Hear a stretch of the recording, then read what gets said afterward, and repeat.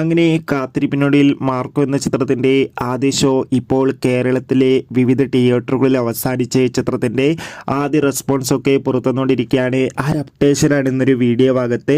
വീഡിയോയിലേക്ക് വരുമ്പോൾ video like ചെയ്യുക, ചാനൽ സബ്സ്ക്രൈബ് ചെയ്യുക. ഈ വരുന്ന ഡിസംബർ മാസം ഇനിയും ധാരാളം ചിത്രങ്ങൾ OTT റിലീസ് ചെയ്യുന്നുണ്ട്. ചാനൽ ഭാഗം പരിശോധിച്ചാൽ നിങ്ങൾക്ക് കാണാം. ഉണ്ണി മുകുന്ദൻ, ജഗദീഷ് എന്നൊക്കെ പ്രധാന കഥാപാത്രങ്ങളായി ഇന്ന് റിലീസ് ചെയ്ത ചിത്രമായിരുന്നു മാർക്കോ. എല്ലാ സിനിമാ പ്രേമികളും ഒരേപോലെയായിരുന്നു മാർക്കോ എന്ന ചിത്രത്തിൻ്റെ റിലീസിനായി കാത്തിരുന്നത്.